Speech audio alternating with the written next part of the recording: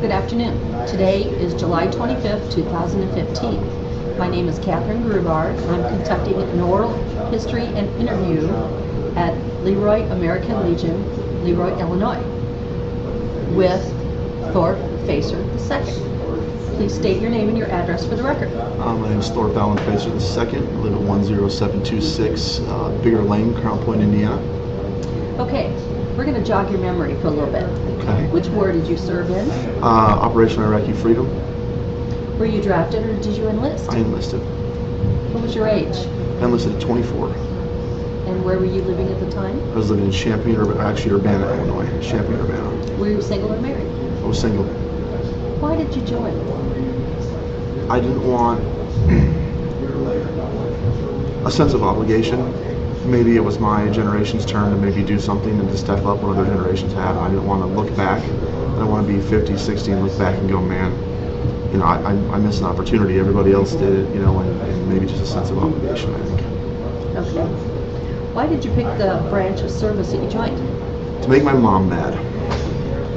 My aunt was in the Air Force, my grandpa was in the Air Force, my mom was under the impression that I was going to go and become like a dentist in the Air Force and just live some luxurious life with swimming pools and all the, you know, Air Force amenities, and I had no desire. I joined the Army and I went infantry and I wanted to fight. Okay. Do you recall your first days in service? Yes, I do. What did they feel like?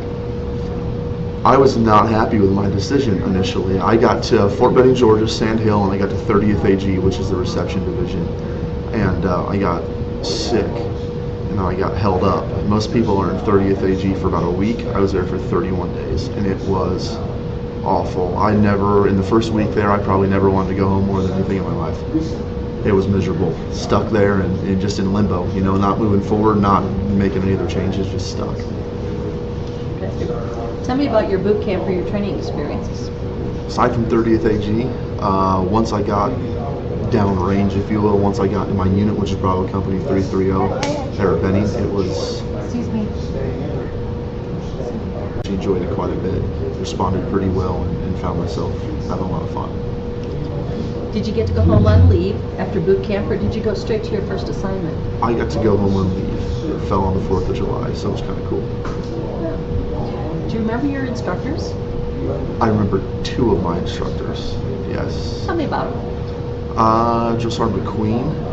When I went to basic, I was a little heavy, probably not as heavy as I am now, but a little heavy, and so I got put on fat kid camp essentially. And Drill Sergeant McQueen was yelling and screaming at me and the whole 9 yards, but he never let me waver, and I ended up losing something like 65, almost 70 pounds at basic.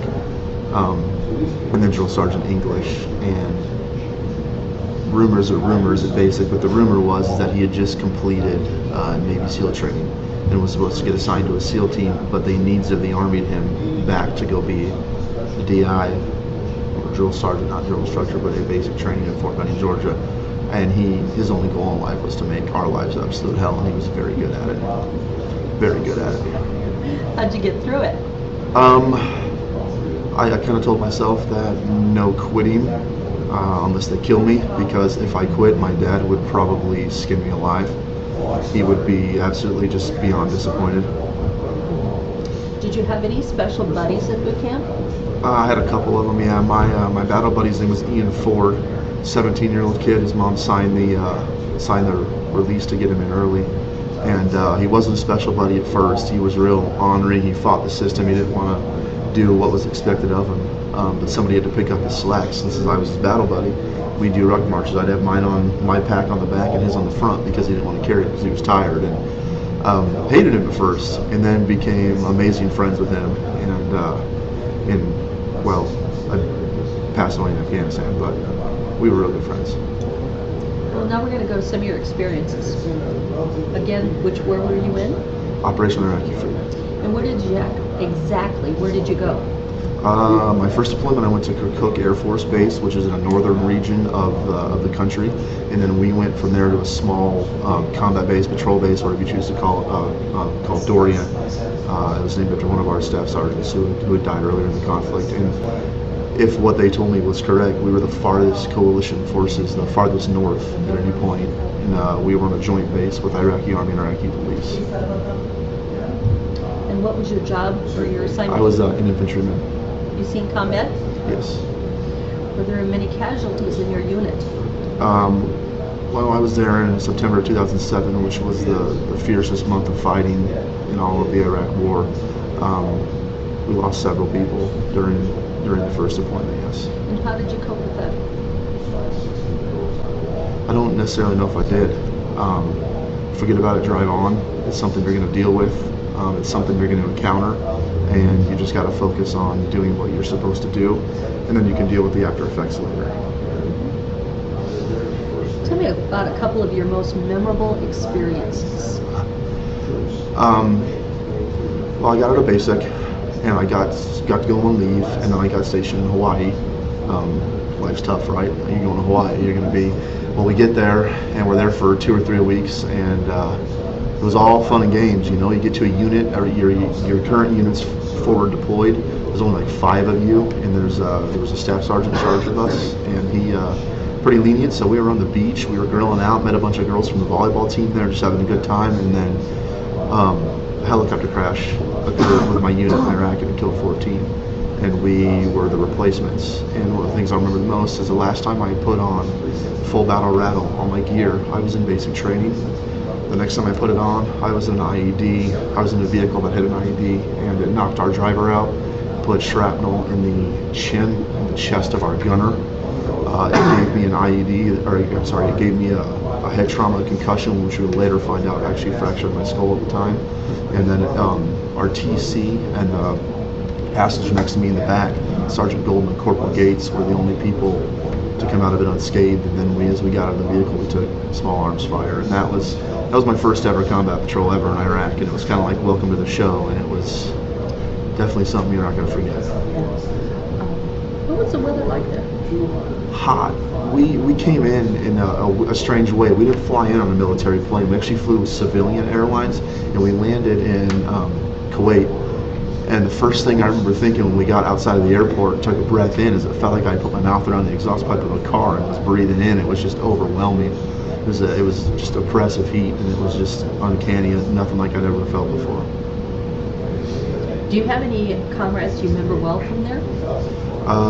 Corporal Gates, Bauer, Kerry Lewis, Clinton Winslet. I could go on and on and on. I'll never forget Corporal Gates. He was in charge of me, and one day my electric razor broke, and I forgot to bring a regular razor, and it broke halfway through shaving of my face.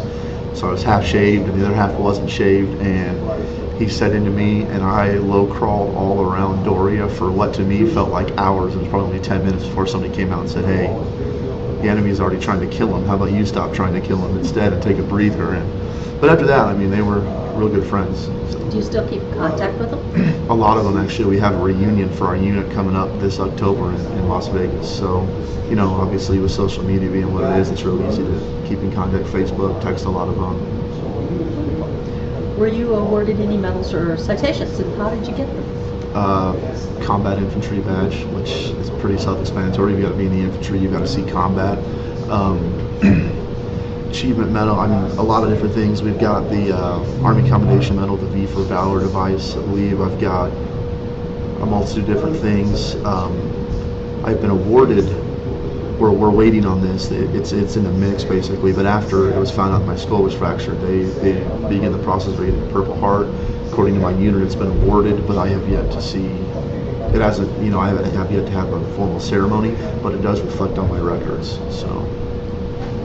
All right, we're going to switch to your life. Okay. How'd you stay in touch with your family? Well, fortunately, the way it worked out in the first deployment with Kirkuk was it was an Air Force base. It was a major Air Force base. Taco Bell, Cinnabon, massage parlors, you know, just like at home. And it worked out pretty well for us because we had not cell phones, I'm sorry, but like landlines, and we could make calls home and the internet, things of that nature. When we rotated out to Doria, that's the way it worked. You would rotate out for the amounts of time varied, but as we rotated out, I had a code with my parents. I had a bank account, and they had access to the bank account. And when I would go to Doria, they'd always be worried, are you okay, are you okay? Well, if I couldn't get to a phone, as soon as I got back to Kirkuk, I would go and buy something for like $1 at the PX. Then my mom and dad would check the bank account, see the purchase, and go, okay, he's okay. That was like the sign, I'm okay, everything's going well. Cool idea. But what they didn't know is that whenever I would leave for Doria, I would give my buddy my debit card and tell him to go every day and spend $1 so my parents wouldn't freak out, because I didn't want them worrying for no reason. What was the food like over there? Kirkuk was fantastic. They had a defect there that was supposed to be like a multi-million-dollar defect, supposedly get eggs and stuff cooked to order in the morning, but Doria was a whole different story. It was mostly MREs. If you got a hot meal, it was probably eggs, scrambled eggs, about your standard fare for being out in the field, essentially. So, did you have plenty of supplies? to find supplies, we never ran out of ammo, ever, not once. Well, at least, okay, you may have ran out in a firefight, but you always had more back at the base if you get to it. We had monsters out the wazoo. I'm pretty sure for the first half of the Iraq War, the U.S. Army ran on Rippets, Monster energy drinks, and boy, any snack food or junk food you get your hands on. Really. Did you feel a lot of pressure or stress when you were there? Absolutely, absolutely. The biggest amount of pressure, I think, was just not. I was relatively new to the unit. I didn't know a lot of the people there, and just not to screw up. You know, don't be on guard duty in a tower and not pay attention to get someone killed or hurt. Don't be lackadaisical during a patrol and not have any clue what's going on and get somebody hurt. That was probably the biggest amount of pressure. The biggest source of stress for me is somewhat maybe an unusual one, but I was more worried about not letting my parents know what all was going on and what I was experiencing. I didn't want them worrying and then me have to worry about them worrying, and so how'd you handle the stress? I wrote home a lot. I wrote letters. I didn't actually call. I actually would write letters or emails. I talked to some friends of mine back home, my brothers, my sister. Talked to them a lot. I could open up to them as long as they swore not to tell my parents. And then at Kirkuk, sometimes if you were really lucky and you went to the MWR tent, you could catch maybe a free Xbox or something, and you could play some games and blow off stress. But mostly the guys there, we'd all just kind of BS and hang out and joke around, and some of the stuff we did was just beyond ridiculous. Nothing you want to share there, huh? No, probably not. Is there anything that you did for special for good luck? I had a couple of pictures. I had a picture of all my family that I kept in an MRE, like one of the liquid bags, in my left breast pocket. And then my cousin CG, when I was in basic training, he wrote me a letter. He was a younger kid then, and he wrote me a letter, and he said, oh man, just kind of summarize it. He said, I hope everything's going well at basic training, and I hope when you get to Iraq, you do a good job killing Iraqis, is what he said. And he drew a picture, and the picture is of me holding an American flag in one hand with a pistol in the other, and I'm shooting Iraqis. And it was the funniest thing we ever had at basic training. We thought it was great. I kept it in the pocket. Yeah. How did people entertain themselves up there? Practical jokes, trying to get each other in trouble in just about any single way possible. So some videos here and there, a lot of computers, movies. The new season of Family Guy came out, and if you get your hands on it, you were like the greatest guy alive. And everybody crowded on a little computer on a little cot. 10 guys all crowded around you, sitting on 2 cots, all trying to watch the current movie or whatever season's out.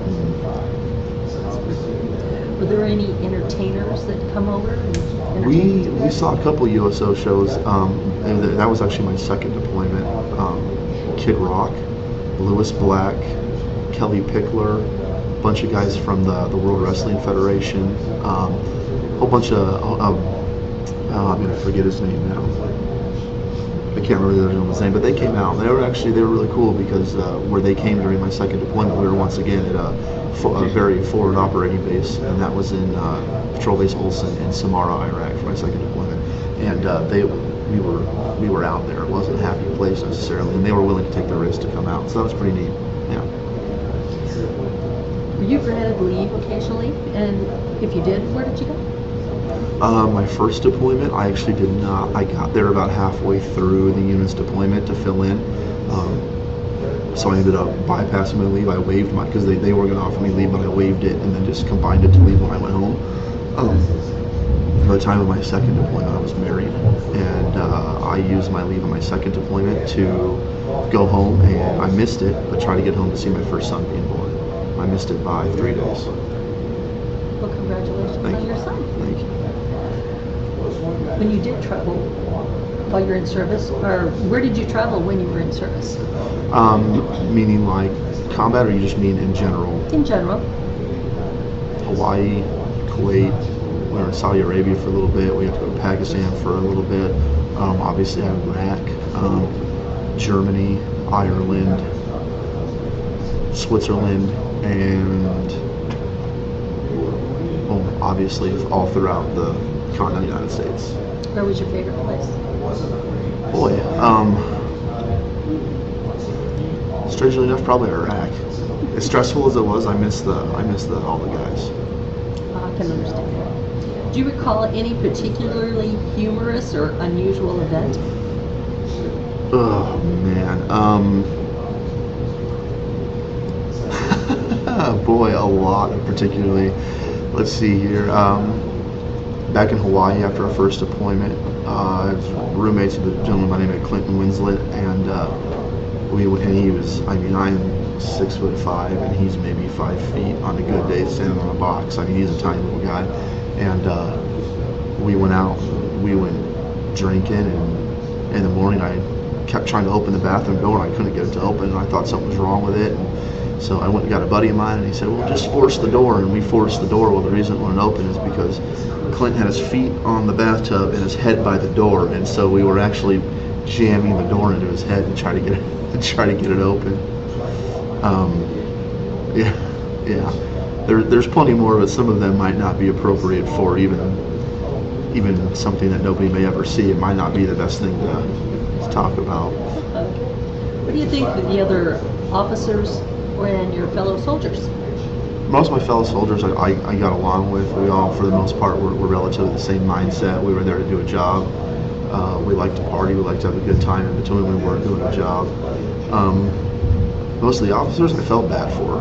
I really had no issues with the officers, but I remember during my deployments, when I ended up getting moved to the headquarters platoon to be part of my commander's personal security detail, I remember when I would go to get the officers and go to give them a heads up, we got a Fraggle or Warno or something. It'd be 3 in the morning, they'd be up doing paperwork and never sleeping. I remember thinking, man, that's awful. And later, because I have a college degree, they tried to get me to take a commission. I remember thinking, no way, not after seeing what the poor lieutenants went through during the deployment. There's no way you could get me to take a commission. So I stayed enlisted. Did you keep a journal of your time there? I actually did not. I don't know why. I guess I never put any of it to paper, but I guess I just maybe I felt like I deserved the guys around me deserved my focus to be maybe on what was going on and focus on getting better and improving and making sure that nothing was going on. And I never took the time to write it down. Okay. All right. We're going to go a little bit after your service. Okay. Do you recall the day that your service ended? It was May 14th, 2014 from the regular Army, and then at that point I was in the Wisconsin National Guard, and they discharged me May 15th, 2014. And that's where you were discharged from? Was the Wisconsin National Guard, yes. How'd you get home? How did I get home from Wisconsin? I drove. Yeah. Was it a surprise to your family, or were they expecting you? Oh, you know what? Honestly, with the National Guard, I just drove for a weekend. And when I was discharged from the active duty Army, my family was expecting me. I came home on a plane, and I had just come home from a deployment, and it was nice. The gesture was nice, but it was incredibly embarrassing because here I am off a plane, and I just kind of want to go home. And my mom and my grandparents and my dad, my brother and sisters, they're all in shirts with pictures of me in my uniform and this and that and all this stuff. And my mom would have made some of the MMA people jealous the way she was throwing elbows to the crowd to get to me, and she came and gave me a big hug, and then people circled up and started clapping, and I appreciate the gesture, but boy, I was embarrassed. I just wanted to get out of there. What differences do you notice about the world at home when you got home at the time before you went in? So you're asking me to compare what it was like before I joined the military to after? Correct. It's a different life. How so? You understand things differently. You view things differently. You've seen things and done things that most normal people will never experience. So you have a greater appreciation for what's going on around you. It was difficult. What did you do the days and the weeks afterwards when you first got home? Spent all the time with my family. When I got home, it was colder. It was winter. It snowed, so I got into some snowball fights with my brothers. We went and saw my friends and kind of just caught up with people I hadn't seen in a while. Then we went back to Hawaii, obviously, and then just went. After my first deployment, you're a single guy and you're in Hawaii. There's plenty to do, so you just went out and had a good time. Did you go to work or did you go back to school? Well, let's see here. For active duty, I just went right back onto active duty. For the Guard, I went to school and I eventually started working. Did your education, was it supported by the GI Bill? Yes, every penny of it. Awesome. Did you make any close friendships while you were in service? Yeah, absolutely. And did you continue those friendships today? Yes. Did you join any veterans organizations after you came home? The DAV, the Disabled American Veterans. A friend of mine is actually a Vietnam vet. Really pushed hard for it. Said, "Come on, man, come out and come talk to these people." And so I do that, and I'm also a I don't know how you would phrase it. I can't remember the word they use. It's either a veterans advocate or a veterans mentor for veterans who have gotten into criminal trouble, and they're in the veteran court system in Lake County, Indiana. And basically, I will meet with these veterans once a week, 2 times a week, 10 times a week if they need it, and just kind of try to help keep them focused on the straight and narrow so they can get through their court process and their legal process to get their lives back to track and kind of help straighten them out a little bit and make sure they're doing all right. Okay. What did you go on to do as a career after the war? I am an automotive technician, so I work on vehicles. Did your military experience influence your thinking about war or about military in general? Oh, absolutely. You go in, even at 24, that's old for the military, but you go in and you have this misconception, this notion of what war is all about. You see the video games and the movies and people holding the flag, charging into battle, bullets going on, not getting hit, and then you see it for real. And it lets you know that life is very fleeting. It can go very quickly. It definitely changed the way you think. And then about the world, obviously, it forces you to take a whole different approach to how you live. If a veterans organization, what kind of activities do you do in the post? Well, not a whole lot. I go there for the meetings. I've gotten involved to a certain level, but I'm very fortunate in the fact that the chapter that I'm at, and that chapter's out of actually Hammond, Indiana. They have several hundred members, so whenever there's something that needs to be done, one of the senior members usually steps up and takes care of it. But they have a lot of opportunities available. The first Thursday of every month is a regular meeting. The second Thursday is PTSD. Third Thursday is Purple Heart, and the fourth Thursday is so there's a lot of options available for people. Do you attend any reunions? Well, I will in October when we have our first one in Vegas, so yes, I will. How did your service and your experiences affect your life? When I first came home, I was difficult to live with, would probably be the easiest way to say it. My first wife, my ex-wife now, was a saint. She was incredibly tolerant of me. She put up with me very well, but it wasn't going to work, unfortunately, and by no fault of hers or probably mine. It just was an inability to just work it out. I was really angry. I had a lot of unsolved issues. Is there anything you would like to add that we have not covered in this interview? Probably not, honestly. No, I think I'm all right. Well, that's the end of our interview, and I'd like to thank you very much for your service Thank you very much. I appreciate it. and taking time with us.